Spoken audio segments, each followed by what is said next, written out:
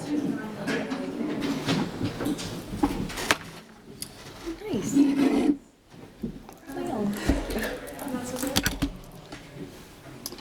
Okay, good evening. I am Cheryl Neckerman, the moderator for this evening's forum.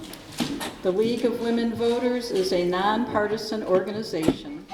We put an emphasis on voting. We do not support or oppose candidates or political parties.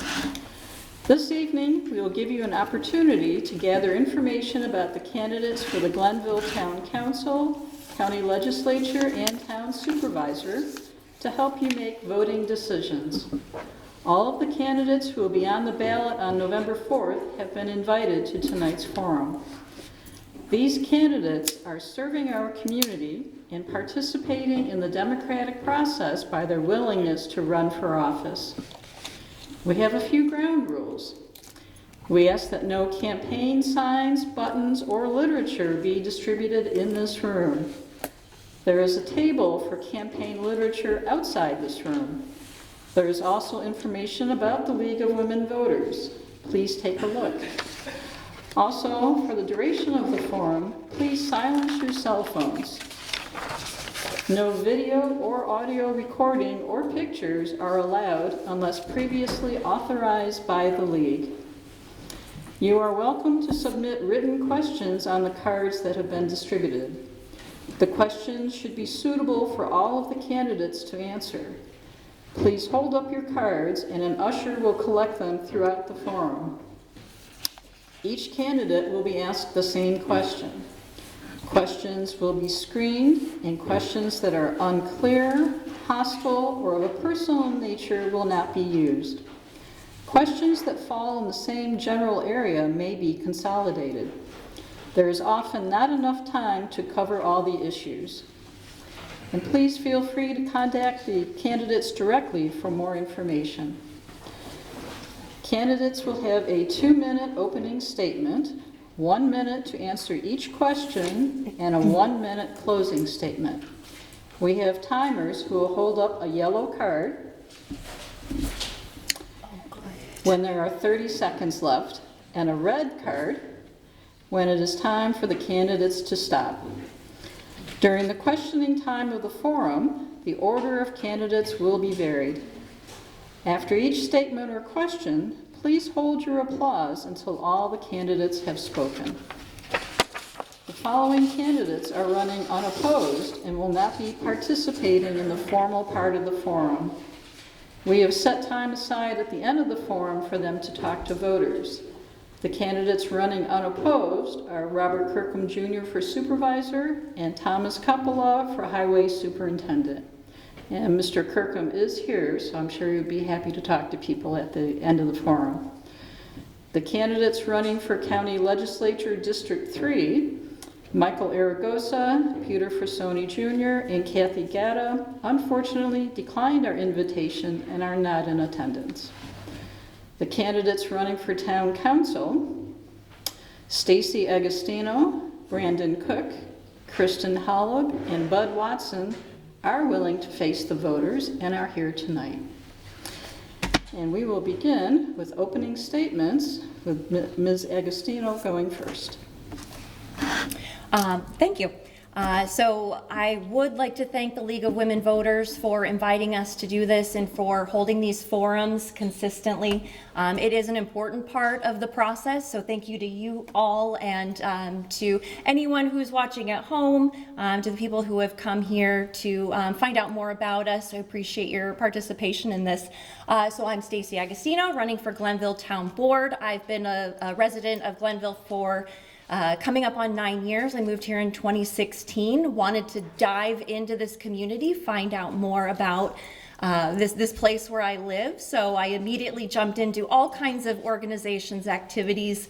I joined a culture and events committee, the town GOP and Schenectady Women's Club to find more about the leaders of our community. I joined the Glenville Rotary, where I now serve as president. We do a lot of really great projects in this community. My background is in public service. I spent 17 years in the state and federal legislature. This gave me a good perspective on how to serve constituents, how to serve our community, how to work with communities, and what opportunities are available to communities. So having that day-to-day practice of coming alongside our community leaders really kind of helped me to know what this job might entail. My priorities, I think we've got a really great town, and I want to come alongside, do the work that has already been started to keep our tax base low, enhance some of the services that we already enjoy. We've got a great park system. We've got the sidewalks that are coming in, and so what else can we add to that? Thank you. Thank you. Mr. Cook? I would also like to thank everybody for coming out tonight, and I'd like to thank the League of Women Voters for hosting this forum so we can get to know each other better. My name is Brandon Cook, and I'm running for Glenville Town Board. I'm a union electrician, and I understand what it means to raise a working-class family in today's day and age. I believe local government works best when it reflects the needs of everyday people, and I'm committed to making sure the voices of Scotia and Glenville are heard. I didn't grow up in Glenville, but my wife and I have chosen Glenville to be our forever home. We've been married for 14 years and have 2 daughters that both attend Pashley Elementary, where I'm also a member of the PTA. Glenville is a beautiful town, and I want Glenville to be a place that my children are proud to call their home when they're ready to start their own families. I'm active within my community, volunteering time with my kids' sports organizations and Girl Scout troops. I also volunteer with the Scotia Fireworks and Schenectady County Holiday Parade. I look forward to discovering new ways to give back to the community, and will always fight to make Glenville a better place for my family and yours. Thank you. Ms. Hollow?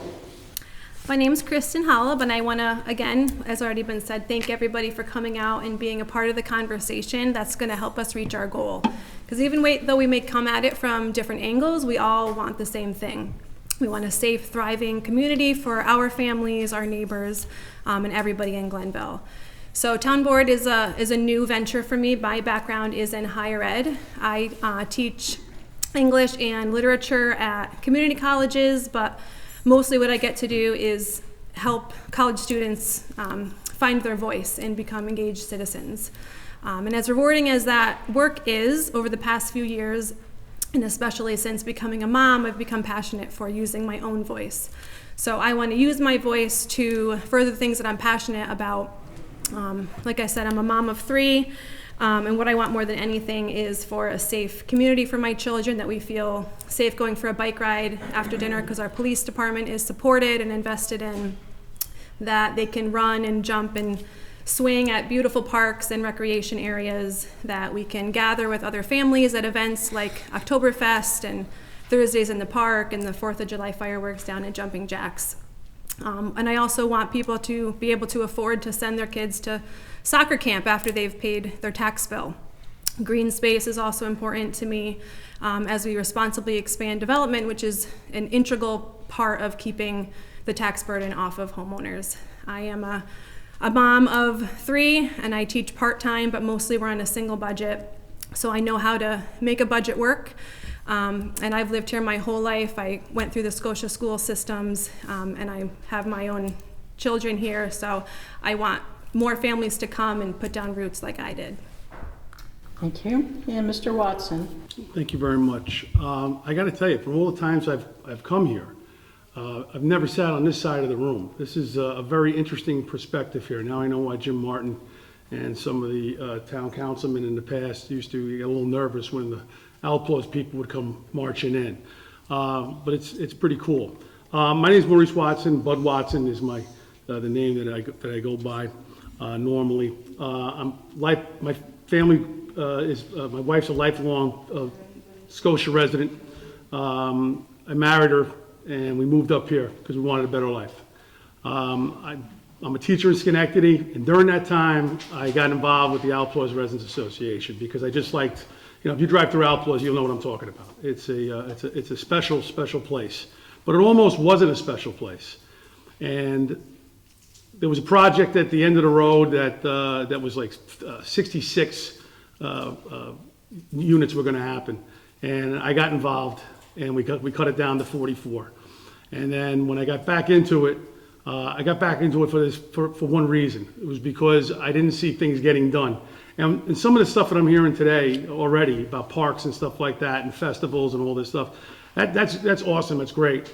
But at the end of the day, I want to make sure that my neighborhood, not just Outlaws, but the town of Glenville, because now I've grown friendships across the board. I want to make sure that we're spending money right, that we're doing the things that are right for the town, we're developing things, but it's purposeful development.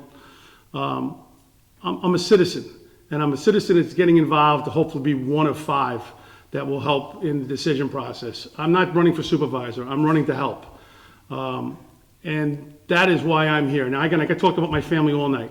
I could talk about my friends and my neighbors, and maybe I'll talk about more of them later on. But you got to know why I'm here. And the reason why I'm here is to help. I did it in Outlaws. You can go drive through there. You see the sidewalks. They told me it'll never happen. We were able to walk across the board with everyone, didn't matter, conservative, Democrat, thank you, Democrat and Republican, and we got it done. So that's why I'm here. Thank you, Mr. Watson. Okay, we're going to start the questions, and we're going to start with Mr. Cook. What services does the town provide that you feel are most important, and why?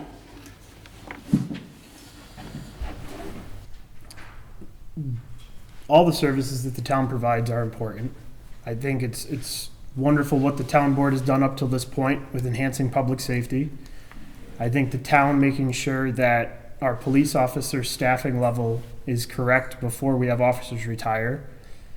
It's something that I would like to continue to make sure that we have the public safety people in place, whether it's police, fire, and EMS, to make sure that the town continues moving forward and we have the essential services for our residents. Thank you.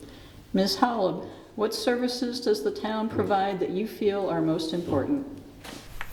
I would definitely agree that safety is a top priority. Again, we all have kids, we all have parents, we have neighbors that we care about, and no one wants to be in the situation where they need help and they need help fast. But we want to know that that help is there, and that that our men and women who keep us safe are invested in.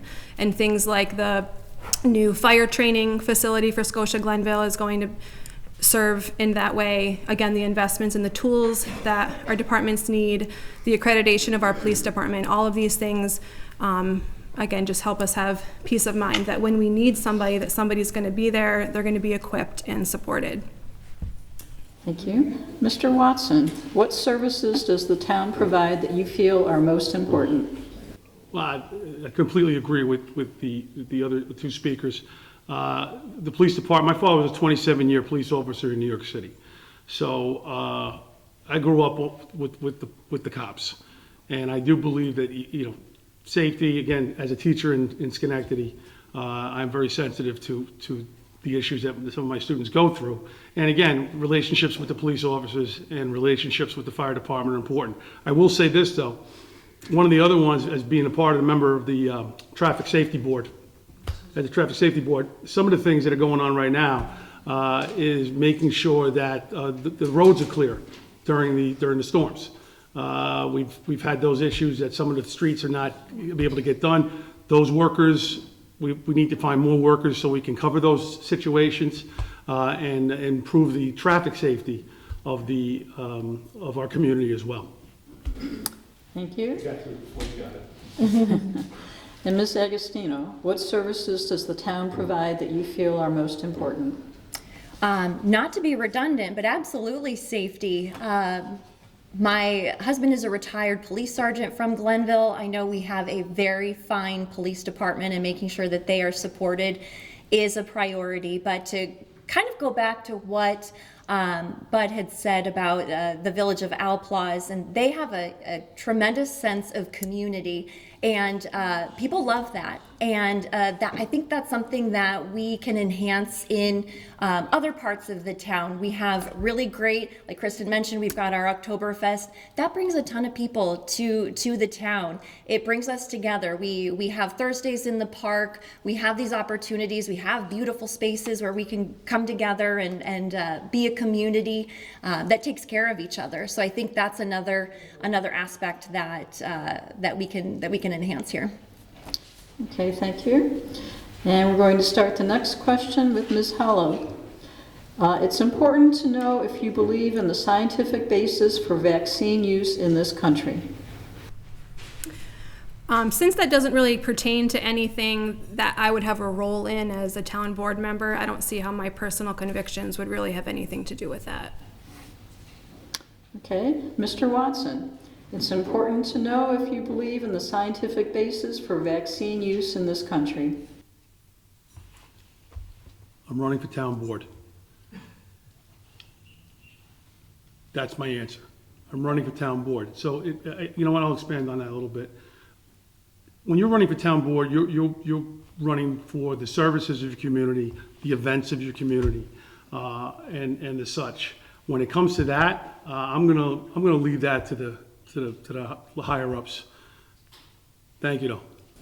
Okay, and Ms. Agostino, it's important to know if you believe in the scientific basis for vaccine use in this country. I'll echo what everyone else has said so far. I feel like that's an overly simplified question that really deserves a lot more than a minute to kind of expand on. And I'm happy to have those conversations when we can have a little more time. Okay. And we will start the next question with Mr. One more. So sorry. Mr. Cook. I will answer that question. I personally believe in trusting the science and trusting the doctors and following their recommendations. And legislation doesn't happen at the town level, obviously it happens at the state level, like they've said. It's not a town board issue, but my personal belief is following the science. Okay, thank you. Now we'll go on to the next question with Mr. Watson. Taxes are always a concern. What would you consider to keep municipal costs down? Well, again, I got to get in first so I can see the budgets and see where the numbers go. But as a person who's getting crushed with my taxes, and again, I'm in Glenville, but I'm still paying out more than I would ever expect before. And I will say this, one of the things that I've learned being involved in this process is my opponents had posted the tax rate for the area. And I thought that was pretty cool. Glenville's down there low. I kind of knew that anyway, but it was cool. But I didn't realize how bad that the village is getting crushed. Like the village of Scotia, for some reason, those numbers are astronomical, and I don't know how they get it done. But I will say this: generating revenue, through different opportunities and services, and again, I'll say Melissa Cherubino, when she was here, she was half the stuff you're seeing right now is all her grants. So that's of the such. But again, more. I can't do it all in a minute. Thank you. Okay, thank you. Ms. Agostino, taxes are always a concern. What would you consider to keep municipal costs down?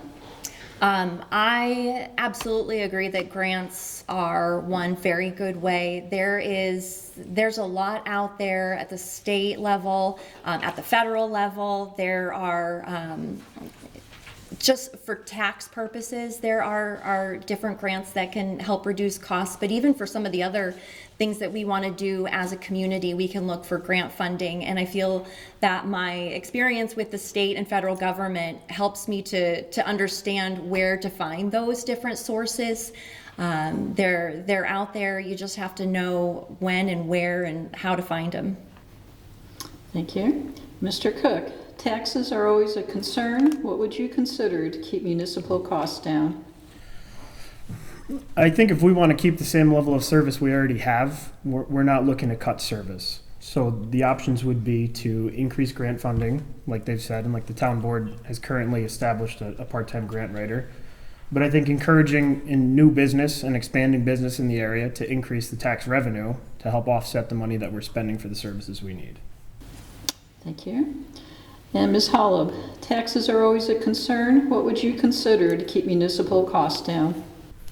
Yeah, so obviously the money that we bring in from taxpayers, we have a huge responsibility to make sure that we are being responsible with those funds. So there's a lot of things we can do. For example, making sure that we're managing our capital assets efficiently, that we don't get unexpected costs from letting things sit too long. We can review our vendor contracts. Obviously, the grants is another avenue, and bringing in more money will help the pressure on the municipal costs. But there's things that we can do to make sure that when we get that money in, that we're being careful with it. We just recently put in new LED lights in our street lights, and that is going to save us money in the long run, and it also has the added benefit of increasing visibility, which is helpful for safety. Thank you. And we're going to start our next question with Ms. Agostino. How do you plan to communicate with voters? I love this because I am a communications major, so I always joke that I learned how to talk, and I look forward to any and every way that I can reach out to people. I know a lot of the younger voters are on social media, and I am as well. But I am certainly ready, willing, and able to have any conversations face to face. I think is a very good way to engage in thoughtful conversation. I know when I worked for Congress, there was a lot of that had to happen. There were a lot of disagreements. It's kind of a tumultuous time to be in politics, and so having those face-to-face conversations always helped to just kind of bridge any gaps and really get the right message received and across. So I'm open for any and every way of communicating. Thank you. And Mr. Cook, how do you plan to communicate with voters? I think in today's day and age, most voters are looking for easy access to information. Everybody has their phone on them all the time, so I think communicating with people through technology, whether it be emails or Facebook or websites, is a great way to communicate with voters. But you also have to realize that there are other people that aren't on social media, so the face-to-face and door-to-door conversations and making time for people after the meetings or before meetings or during town events is always a great way to get feedback from the local residents and figure out what the town needs from an individual level. Okay, thank you. Ms. Holub, how do you plan to communicate with voters? I echo that reliance a little bit on technology. I still teach online classes, so I'm always easily accessible to my students. They have a question and they need prompt answers. So I pride myself on getting back to people, so I would carry that over to this position as well. But like has been said, the face-to-face conversations, there's nothing like it. So when we've been going door to doors, we've gotten those relationships going, and so I look forward to just expanding that open door communication, because that's the key to moving the town in the positive momentum that it's been started in, is us knowing what the concerns are, hearing different ideas from the community who is living in that community and living with these problems. So just making sure that we're available in any avenue, whether it's technology, face-to-face, or whatever works best for the community, I think is our responsibility to be available. Okay, thank you. Mr. Watson, how do you plan to communicate with voters? So I'm in total agreement with you. I mean, after COVID, we went back to school, but we didn't go back to school. We were online. And I think the knowledge and the understanding of technology and how to reach people, it made a total shift. And, I was online all day long talking to kindergartners, if you can imagine that. But you learned something from it. You took something from it. So, again, social media is a way to go. Everybody has a site and stuff like that now. Here's the one thing, 30 seconds. I'll make this in 30 seconds, I promise. Alplaus, Woodhaven are the only two that I really know of that are organized residents associations. Now, again, being a union guy or whatever, it's SFT, shout out there. We need more neighborhood associations. If we can get that together, having people in person meeting and talking about, not just, celebrations and stuff like that. I mean, we have those in Outlaws. All right, I got you. That's resident associations organizing is the way to go. Okay, thank you. We'll start the next question with Mr. Cook.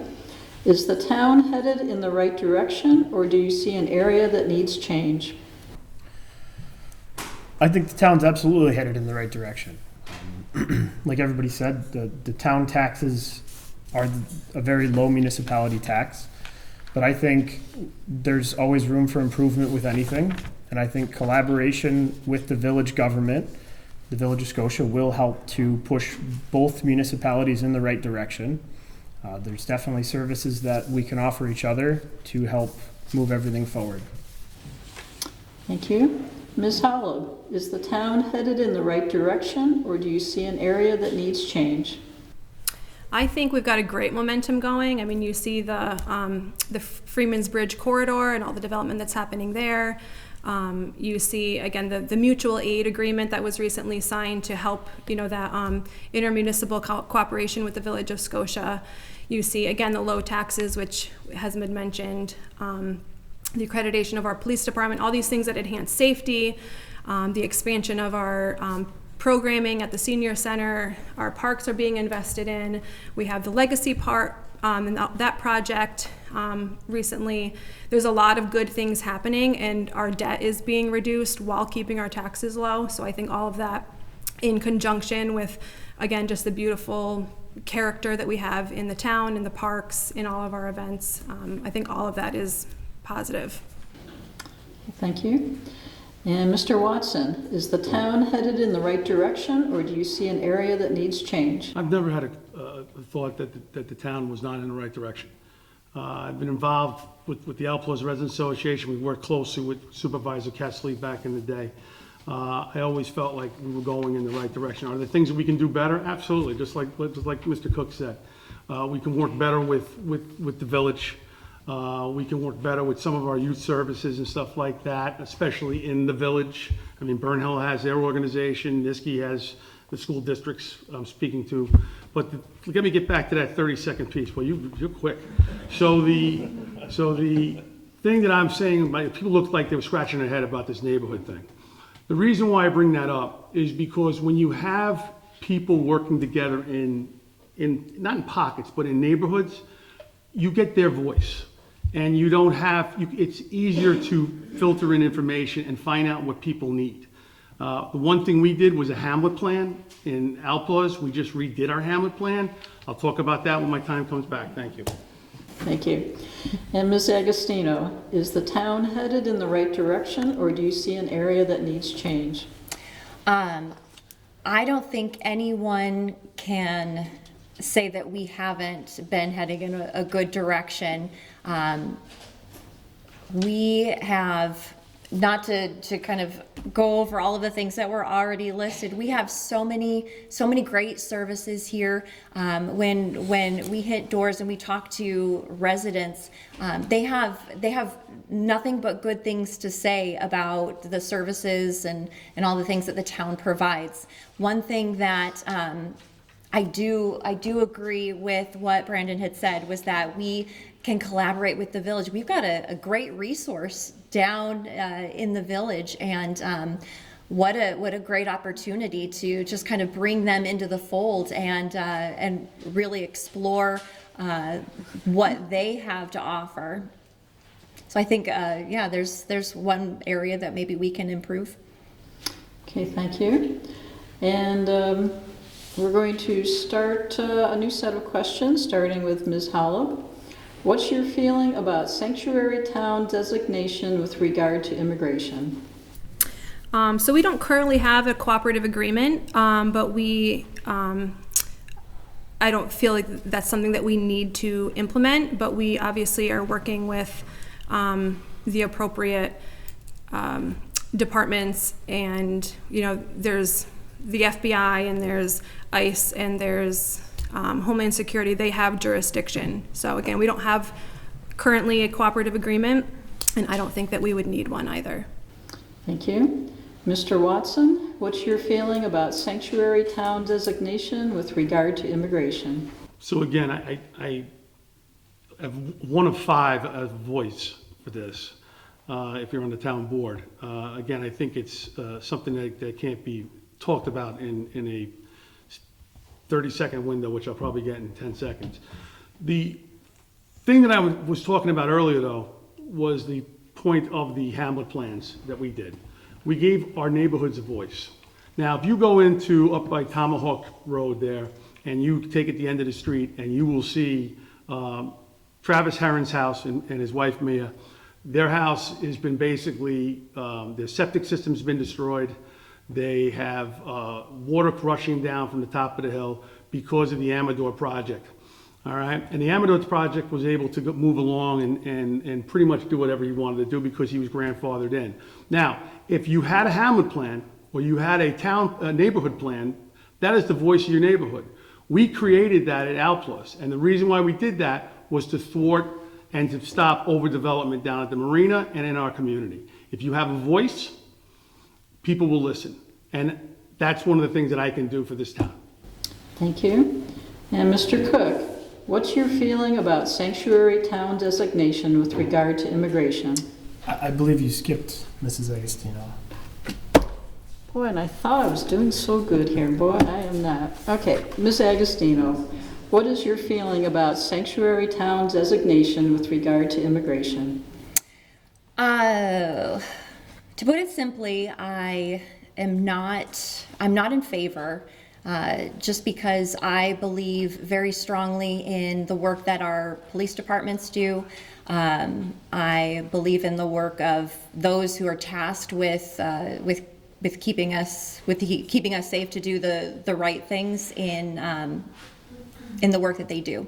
So there are a number of different situations in regards to immigration, and I don't think that's something that really we can look at situation by situation. But as a whole, I'm for the safety of our residents, and so I believe that blanket statement. I would like to keep that in the hands of our police department and those who are set to protect us.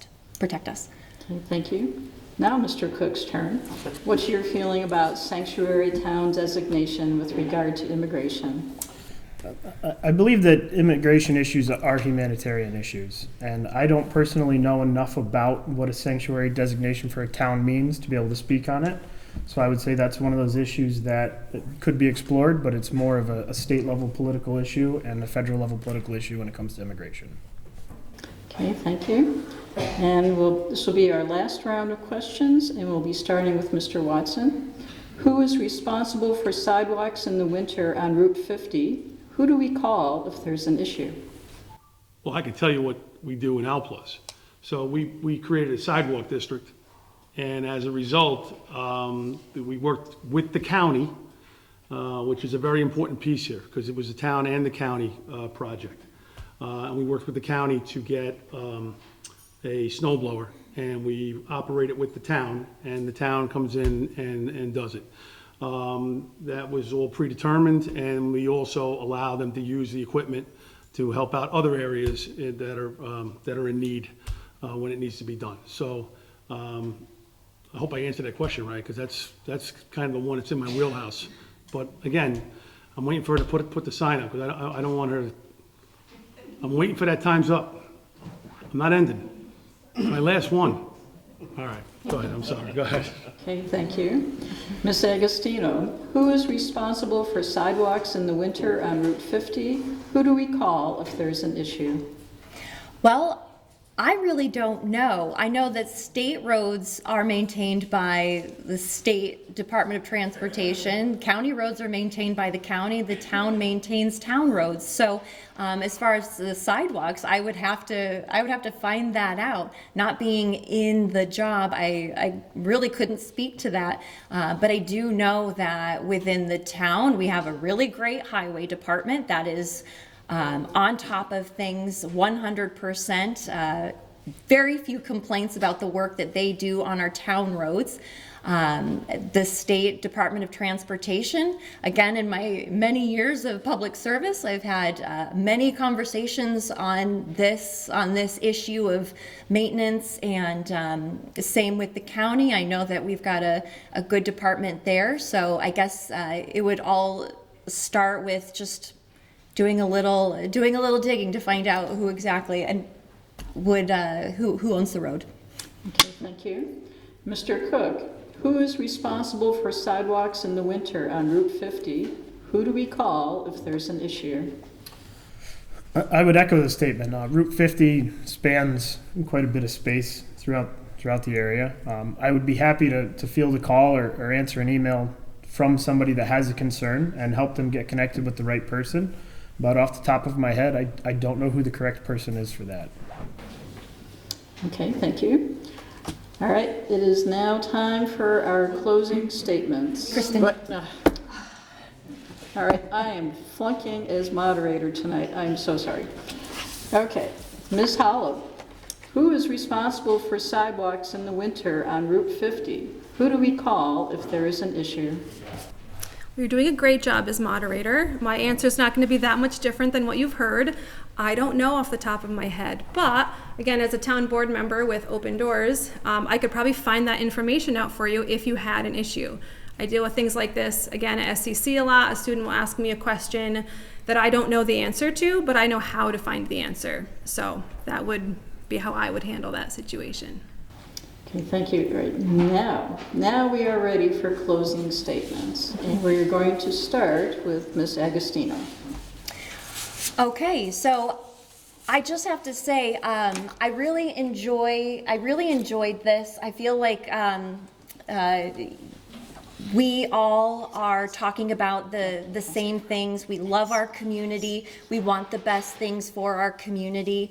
And we just have different ideas on how we get there. So I hope that the voters will look at experience and just what every candidate will bring to the table.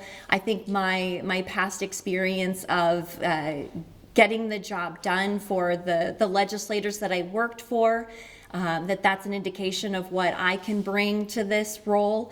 I worked for different members of the Senate, the Assembly, and House of Representatives, where in this role I would work for you, the voters. So not much different, the same work, but just in a different setting. Thank you. Mr. Cook? I'd like to once again thank everybody for coming out tonight and the League of Women Voters for putting on this candidate forum. It's clear that everybody up here cares about the town, and there's a lot of people in attendance that care about the town. I look forward to continuing to dedicate my time to serving the needs of the residents. I understand the importance of working across party lines to put the town's needs first. I want to be a voice for all residents, whether you live in the Village of Scotia, East Glenville, West Glenville, or the Hamlet of Alplaus. I'm not a politician, and the only agenda I have is continuing to make Glenville a place that people are proud to call home. Thank you. Ms. Hollow? I want to thank everybody as well for coming out and just letting us speak for ourselves. And I want to thank my opponents for coming as well. And I think, we're all not incumbents, so this was a little bit out of our comfort zone. So I want to thank everybody up here as well for being brave enough to try something new. But yeah, I'm proud to be a member of this Glenville team. I want to continue to fight, for sound economic decisions while keeping our taxes low, reducing our debt, continuing to make smart capital investments, enhancing our quality of life, and all the things that make Glenville what it is. I've lived here my whole life. My parents still live in the house that I grew up in, and I want my family to want to stay here as long as I have, and I want new families to come in and put their roots down too. So thank you. Okay, thank you. And Mr. Watson? Well, again, thank you for having me here tonight, and again, thanks for putting us all together and giving us an opportunity to speak about a neighborhood we love very much.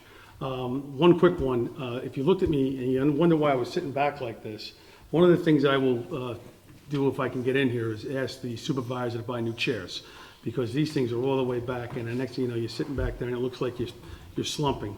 And I've always wondered like that. I thought Jim Martin was actually doing that on purpose. No, he was because he was in a bad chair. But anyway, I just want to say thank you very much for having us. You'll find more about what I do and what I've done in the upcoming weeks. But just know this, drive through Alplus, because it would not have looked like that, and we would not have had the 4th of July parade, all those wonderful things. COVID almost took all that away from us. But the thing that happened was, I didn't do it myself. I did it with people working together, whether it was county, town, neighborhood. Nothing gets done alone. And as long as you work together and respect each other, great things can happen. And that's why Glenville's a great place to be. And I look forward to working with whomever if I get elected. Thank you. Okay, that's the end of the formal part of our forum. I'd like to thank the candidates for coming tonight and for the audience for being such a great audience with good questions. There will be early voting at the following locations: the Honorable Karen B. Johnson Library in Schenectady, South Schenectady Fire Station, the Glenville Senior Center, and Niskayuna Town Hall. All Schenectady County voters may vote at any of the early voting locations in Schenectady County. Early voting will take place between October 25th and November 2nd. Election Day is November 4th. More information is available on the table outside. Also, absentee ballots are available for this election. Voters may submit an application for an absentee ballot with the Board of Elections by mail, postmarked no later than October 25th, or in person at the Board of Elections no later than October 27th. The absentee ballots must be postmarked by November 4th. If you're not sure where to vote, call the Schenectady Board of Elections at 518-377-2469.